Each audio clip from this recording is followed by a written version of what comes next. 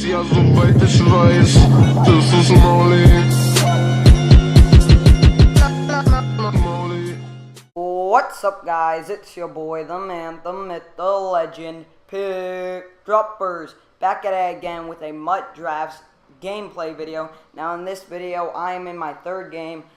We are right now 2-0, and we're trying to get to 4 victories. If we lose, our whole Mutt Draft is over, and so we definitely do not want that to happen. And you guys see, my opponent starts out running the ball, and then almost dotting me up. 3rd and 12, he decides to run the ball, and what a brilliant call by him, because he ends up getting the first down. That definitely sucked to give up a 3rd and 12 when he's running the ball. And right there, he barely gets his feet in, and he ends up getting the first down.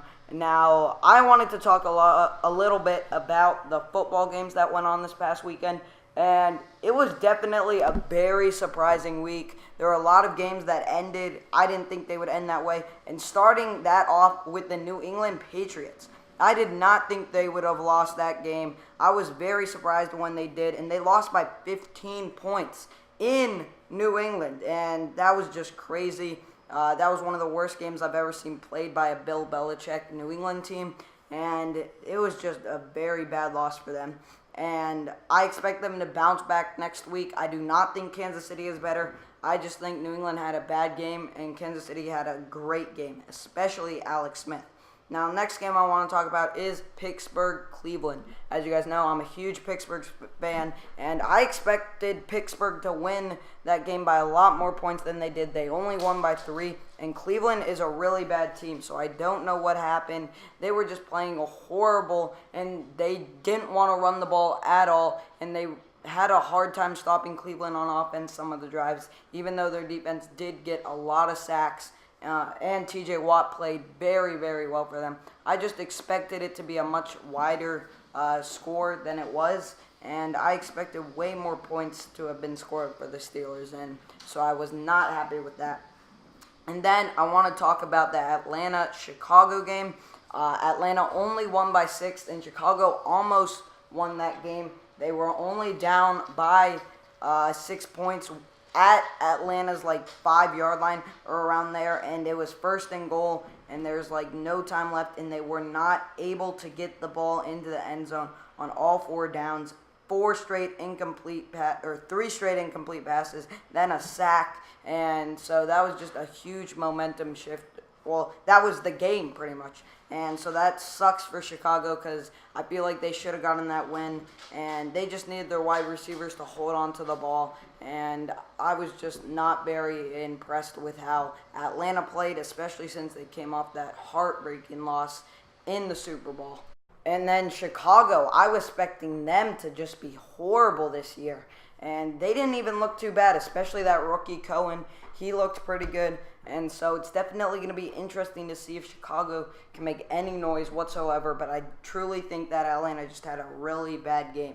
Now, the next game I want to talk about is Arizona versus Detroit.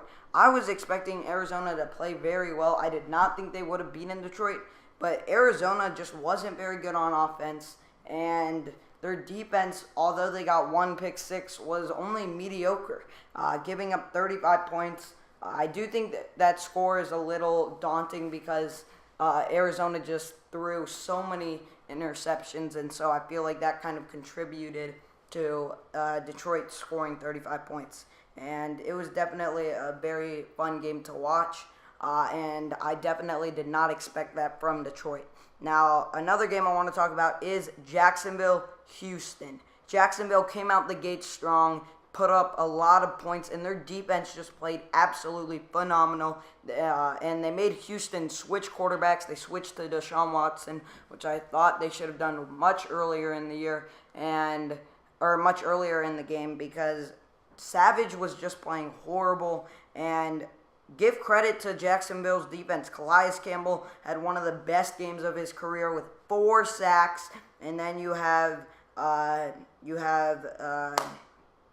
Dante Fowler Jr., who had a great game, got a sack, and also forced a fumble. He played very well. And then you also have Nagaku, who played very well, who got 2 sacks. They just had a very, very good defensive performance. Leonard Fournette getting to 100 yards rushing, that was huge. Just a great performance all around by Jacksonville. Now, the second to last game I want to talk about is Seattle-Green Bay. Green Bay played very well. They were able to slow Seattle's offense down, and their defense definitely showed up. I feel like it was definitely a very intense game. I do not believe Jeremy Lane should have gotten ejected. I do not understand that at all. That was a horrible call by the refs.